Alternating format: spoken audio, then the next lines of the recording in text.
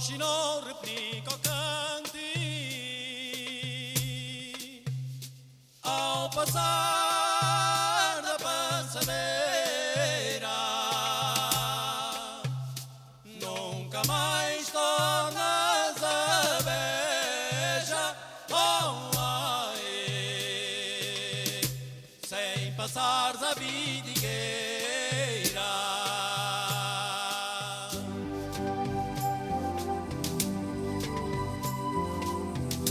Sem passares a vidigueira,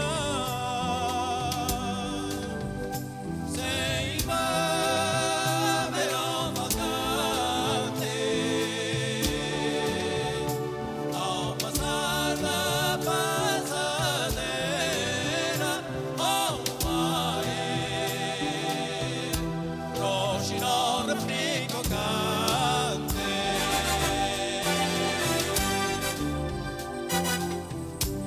Eu gosto muito de ouvir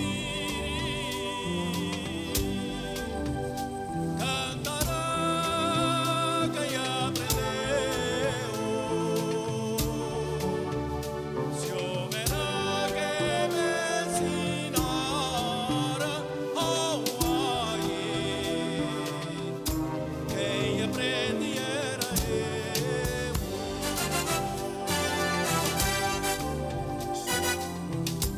Hoje não replica o cante ao passar da passadeira, nunca mais tornas a beija, oh, ai, sem passares a vidigueira.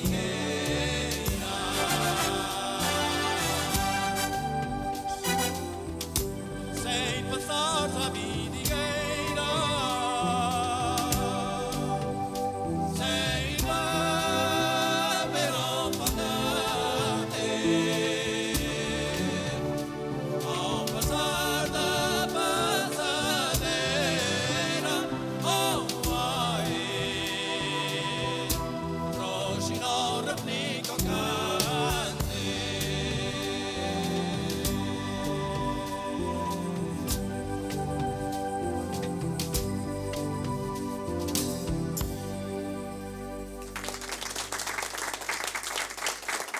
Já aqui se falou de canções que foram gravadas no estrangeiro, mas havia uma outra realidade, talvez ainda mais dramática, que era a do exílio, como os casos de José Mário Branco ou do próprio Sérgio Godinho.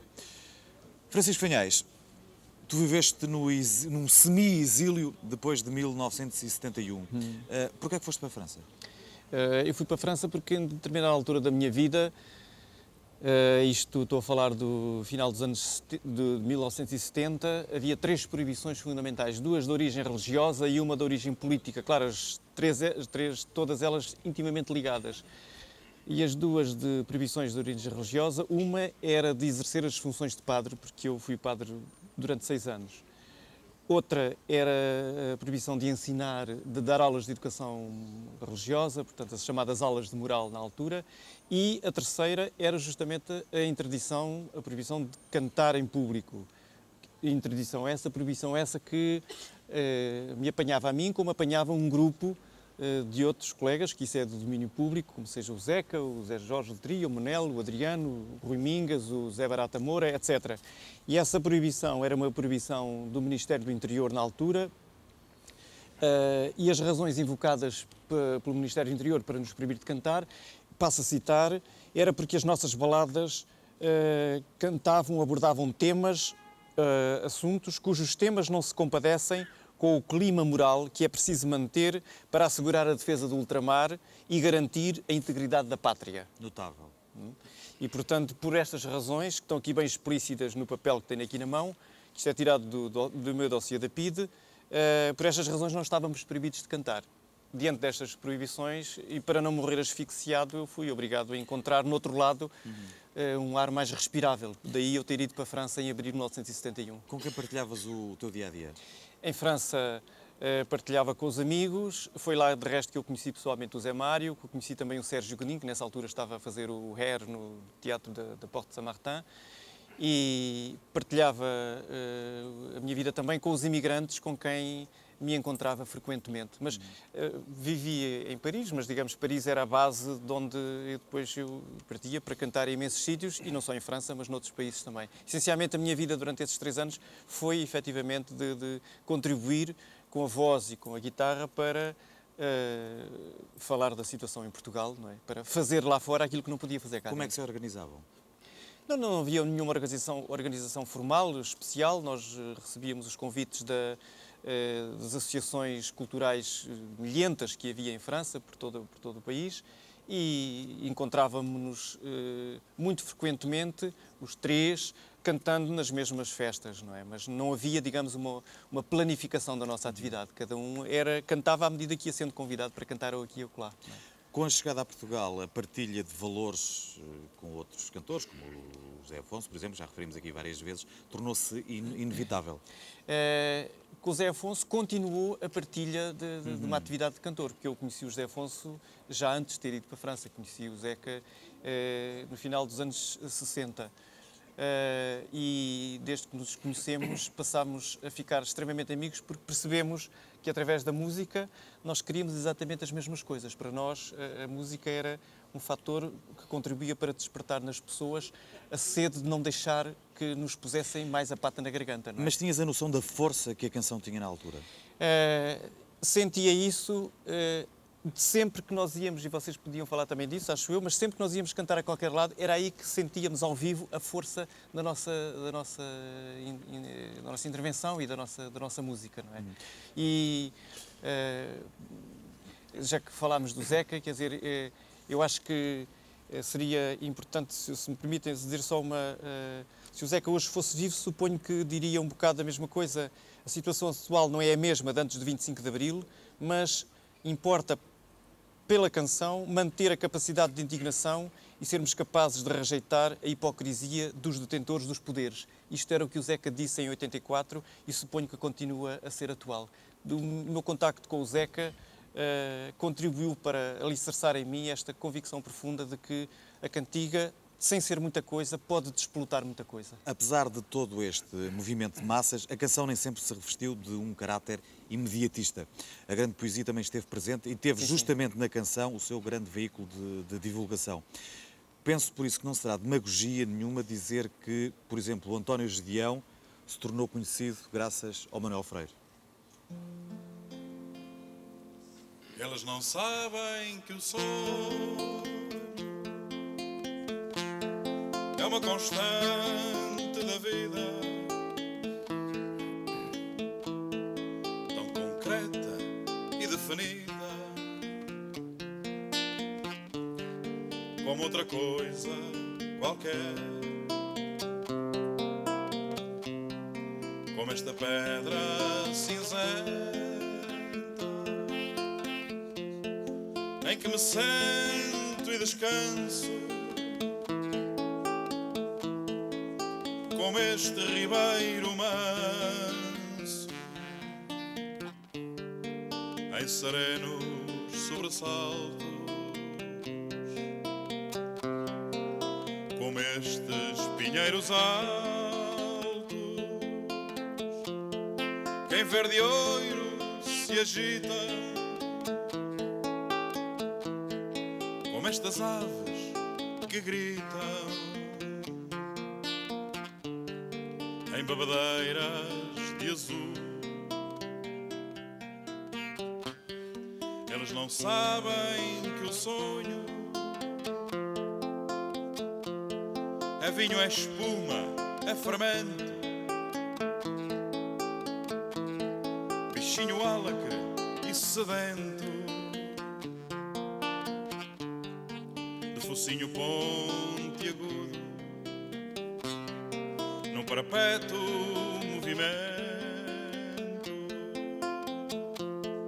Eles não sabem que o sonho é telecor, é pincel,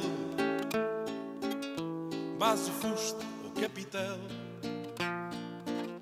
arco em ogiva, vitral, pináculo da catedral, contraponto, sinfonia, máscara grega e magia, que é retorta de alquimista, mapa do mundo distante, rosa dos ventos infante, caravela quinhentista, que é cabo da boa esperança, oiro, canela, marfim, florete, espadachim, bastidor, passo de dança, colombina e arlequim, passarola voadora, para-raios, locomotiva, barco de proa festiva, autoforno, geradora, cisão do átomo, radar, ultrassom, televisão, desembarca em foguetão na superfície lunar. Eles não sabem nem sonham que o sonho comanda a vida e que sempre que um homem sonha, o mundo pula e avança como bola colorida entre as mãos de uma criança.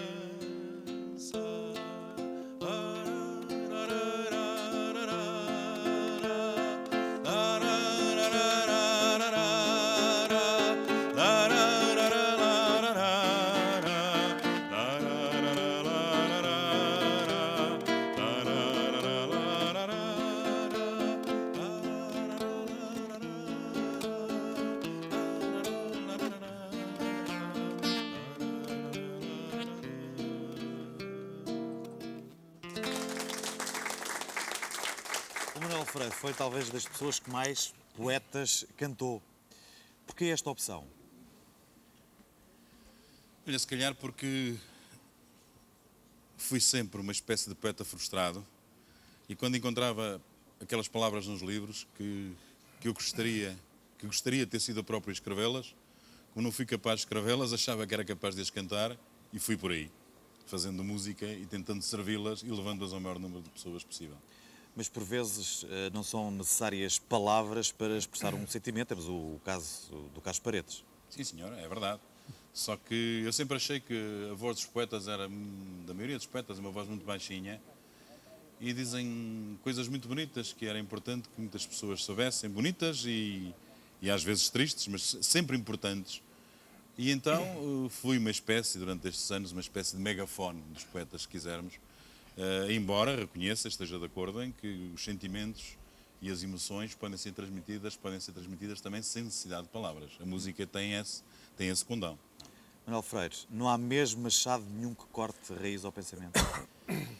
Quando o pensamento corresponde a um ideal, a uma vontade, a um princípio da nossa existência, eu penso que não há machado nenhum que eu possa cortar. A maior parte das canções que já falámos aqui esta noite pertencem ao domínio público, mas os anos dourados a vermelho produziram outro tipo de canções onde a poesia foi substituída por palavras de ordem. Zé Jorge Letria, é que se deveu este radicalismo, de repente? Bem, eu penso que se deve essencialmente a uma situação de imperativo histórico. Essa panfletarização não era tão evidente antes do 25 de Abril, até porque a censura, cujos efeitos nós sentimos e que tanto Manuel Freire como Francisco Fanhás já referiram, nos coartava bastante, e portanto coartava e cortava bastante. E eu penso até que o espetáculo que realizamos no Coliseu dos Recreios em 28 de março de 1974, menos de um mês antes do 25 de Abril, é um exemplo acabado dessa situação em que a censura nos amputa os textos das canções e diz só podem cantar uma estrofe aqui, outra estrofe ali. Quando se dá o 25 de Abril, é evidente que há uma situação de emergência da liberdade, com a necessidade de dizer tudo o que não tinha podido ser dito, e esse imperativo histórico levou-nos a criar um discurso que nos obrigava a dizer aquilo que se antecipava à própria mensagem política dos partidos ou das forças mais ou menos organizadas em que nos integramos e que, em alguns casos, deu separação daquilo que tinha estado unido antes do 25 de Abril. Embora no plano da amizade, do respeito mútuo, tenhamos ficado sempre unidos, ideologicamente seguimos caminhos diferentes. E eu penso que essa panfletarização e essa carga excessiva do slogan na canção, que retirou qualidade estética e, sobretudo, qualidade poética à canção, serviu, num momento histórico muito bem delimitado no tempo, essa função, que era a função da canção como instrumento de combate político e ir à frente do próprio discurso dos políticos. Em que circunstâncias é que nascem títulos como estes? O heroísmo desportivo do Marechal da Cornualha, do Fernando Laranjeira, que eu acho que é um título notável, ou então Isto Só Vai à Porrada, Casas sim, barracas não, a luta é dura, mas nós não vergamos. Fernando, eu acho que um país, quando se liberta, a primeira coisa que liberta é a linguagem. As pessoas libertam-se e a linguagem é a primeira coisa que se liberta. O Fernando Laranjeira, que não está aqui connosco, foi o exemplo fugaz, aliás, muito criativo e muito inspirado, de como a linguagem se podia libertar. Era e é, embora já não cante, uma pessoa cheia de sentido de humor. E eu creio que essas várias correntes ideológicas que iam desde do anarquismo até à intervenção mais organizada politicamente marcaram também o nosso discurso político. Eu, no entanto, já que cada um falou de si, eu queria falar de mim porque fico de algum modo conotado com esse panfletarismo e com esse lado dos slogans. Eu devo dizer que a minha intervenção como cantor começa em meados dos anos 60, intensifica-se, no fundo, integrado deste movimento. Não é um movimento organizado, é um movimento essencialmente espontâneo, é um movimento sem tutela partidária. É muito importante dizer isto a esta distância. É um momento que se auto-organiza e que vai ganhando a dinâmica e a força que as próprias massas em luta pela liberdade vão dando a este movimento. Nós somos apenas porta-vozes de um anseio generalizado de liberdade e democracia, que no fundo se concretiza em 25 de Abril. Mas, paralelamente a isto, eu tinha uma voz autónoma como poeta que fui construindo e que, em 1973, se inicia com um livro de poemas e, portanto, eu estabeleci sempre estes compartimentos que não eram estanques, mas eram claramente separados dentro da minha cabeça, dentro do meu espírito, entre a poesia durável, a poesia para o livro e aquilo que era intervenção política através da canção. E assumi claramente essa vertente, com todas as consequências positivas e negativas que ela teve. Ou que elas tiveram, as duas vertentes. E esta distância, considero que aquilo que foi, eventualmente, menor qualidade estética, menor qualidade literária, acabou por fazer parte, nos nossos casos, com toda a diversidade que eles comportam, de uma história que ainda está por contar e que eu penso sinceramente que não pode ser contada sem estas canções. Eu, aliás, penso que este programa em que hoje estamos a participar tem, entre outros méritos, o grande mérito de mostrar aos jovens que também aqui estiveram presentes a cantar, nomeadamente o Miguel Ângelo e um jovem ainda que está na transição para os 40, o Luís Represas, que este processo que se iniciou connosco, que é um processo de libertação de um país e da linguagem através da canção, é um processo dinâmico que ainda está em aberto, com tudo o que isso representa e, portanto, é necessário que o 25 de Abril não seja um 5 de Outubro, de rumagens e de peregrinações a cemitérios, mas que seja essencialmente um movimento dinâmico em aberto, como é a própria democracia. A democracia nunca é um projeto fechado. E, portanto, eu penso que as nossas canções, essencialmente, com a datação que tiveram, datação histórica, do momento em que foram criadas, fazem essencialmente parte de um processo para a democracia que continua em aberto. A Toinas, o Eduardo Paes Mamed, o Carlos Guerreiro e o Nuno Ribeiro da Silva, que também está ali, são alguns dos elementos do Grupo de Ação Cultural Vozes na Luta, onde, aliás, pontificava o José Mário Branco. Em 3 anos fizeram mais de 900 espetáculos em todo o país, que eu acho que é um número histórico. O GAC, para todos os efeitos, era um estado de espírito.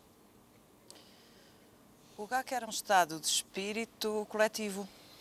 que já vinha de antes do 25 de Abril. Portanto, era uma maneira de estar que nós já tínhamos adquirido como grupo antes do 25 de Abril.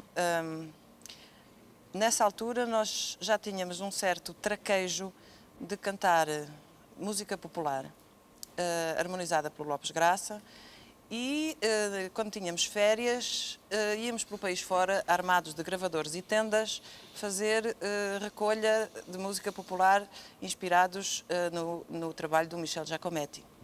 Portanto, quando aconteceu o 25 de Abril e quando nós nos juntámos ao Zé Mário Branco e aos outros cantores que começaram o GAC, nós continuámos a fazer um pouco o que estávamos a fazer, só que já tínhamos, nessa altura, passámos a ter um objeto muito mais definido e muito mais imediatista. Portanto, passámos a cantar aquilo que tínhamos recolhido, o que tínhamos aprendido do povo para o povo.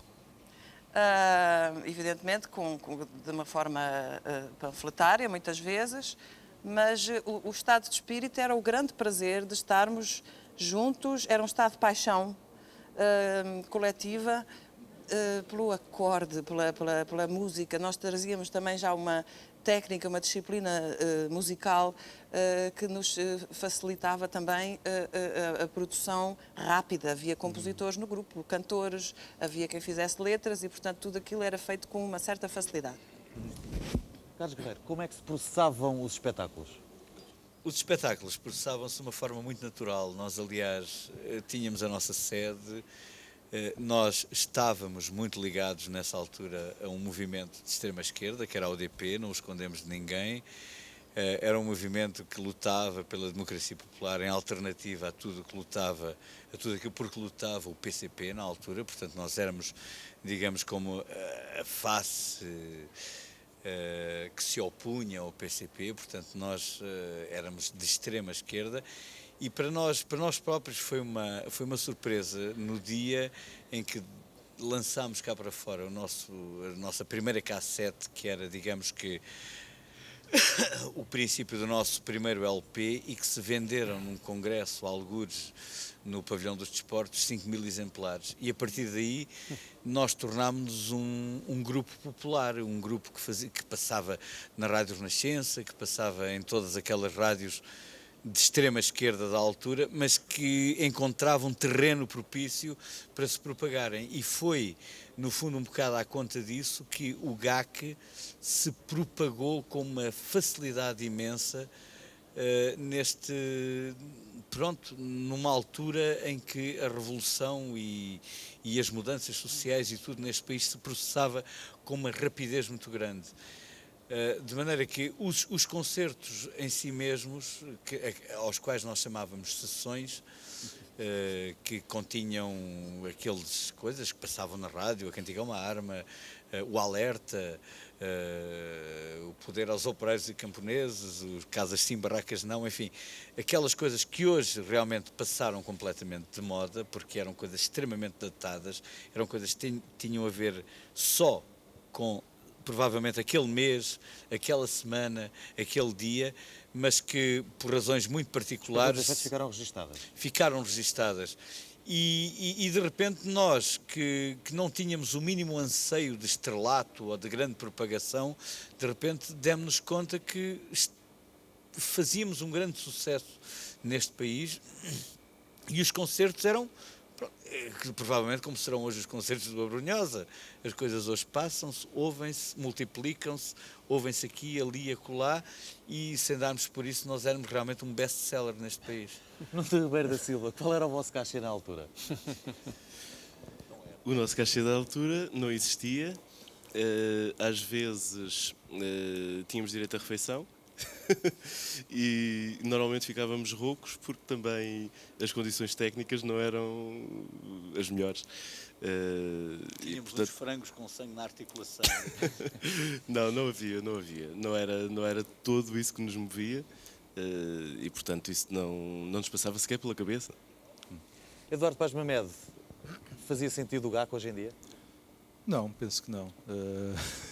Eu acho que o GAC tem a ver exatamente com a época do 25 de Abril e todos os 2 anos que se passaram a seguir. Aliás, o GAC creio, eu não tenho muito bem a certeza disto, mas eu creio que ele durou 3 anos, mais ou menos durante 3 anos. É preciso ver que o GAC tem fases distintas, não é? Há uma primeira fase de agitação e propaganda mesmo, que é esta fase que dá-me a ideia que nós estamos a falar aqui, das canções imediatistas, das canções que eram feitas para ser consumidas na altura e que não tinham sentido nenhum, morriam quando acabava essa luta, esse caso concreto. Estou-me a lembrar de uma luta das conserveiras no Algarve, em que fizemos uma canção, fomos lá cantar, apoiámos a luta. Depois a greve, a luta decidiu-se e a canção continuou, mas quer dizer, já não tinha esse sentido, não é? Mas depois há uma fase do GAC que, digamos, o grupo retoma o substrato que alguns de nós tínhamos, ou a grande maioria, que era um estudo e uma preocupação em reavivar uma memória cultural popular. Portanto, e é nesse sentido que o GAC termina, digamos, a sua existência divulgando esse tipo de música, infelizmente, quanto a mim, hoje em dia, mantendo ainda umas letras nas canções que muito datadas. Por isso é que eu considero que é pena. Sr. Jorge Letria, será que com a forma como está estruturada a nossa sociedade hoje em dia ainda faz sentido aparecerem hinos? Eu acho que os hinos fazem sempre sentido. Eu acho que os hinos acompanham as grandes ideias, mesmo que não tenham a forma épica ou hipopoica dos hinos. Mas neste momento, creio que não vivemos uma época de exaltação ou de mudança tão profunda que justifique os hinos. Eu acho que os hinos são, essencialmente, do ponto de vista musical, momentos de grande exaltação. E eu acho que o maior hino que nós fizemos todos foi o hino a valores. Não às ideias e aos projetos ideológicos, mas os valores da fraternidade, da camaradagem, da solidariedade, que eu acho que esse foi o maior hino que nós construímos nos anos imediatamente anteriores ao 25 de Abril e logo a seguir. E se alguma mensagem fica disto tudo, para além da mais panfletária ou menos panfletária, creio que é sobretudo esse pacote de valores que eu acho que estão perigosamente em desaparecimento, em desuso, e esse é o maior hino que eu acho que nós construímos naqueles anos de mudança e de esperança e de convicção que era possível construir um presente e um futuro melhor para Portugal. Como é bom de ver, a canção marcou a vida de todos nós, direta ou indiretamente. Há 23 anos atrás, 2 canções deram o mote a um movimento social. As melodias e as palavras encheram o nosso imaginário. Conquistaram, acima de tudo, um ideário e ajudaram a escrever a história. Quero agradecer a todos quantos estiveram presentes aqui esta noite, no Largo do Carmo, a todos os que não permitiram que a memória fosse apagada, nomeadamente à Câmara Municipal de Lisboa, que possibilitou estarmos aqui todos presentes esta noite. Porque, afinal, a cantiga é ainda uma arma. A cantiga é uma arma, eu não sabia. Tudo depende da bala e da pontaria. Tudo depende da raiva e da alegria. A cantiga é uma arma de pontaria. Há quem cante por interesse, há quem canta por cantar, há quem faça profissão de combater a cantar, e há quem cante de pantufas para não perder o lugar. A cantiga é uma arma, eu não sabia. Tudo depende da bala e da pontaria. Tudo depende da raiva e da alegria. A cantiga é uma arma de pontaria.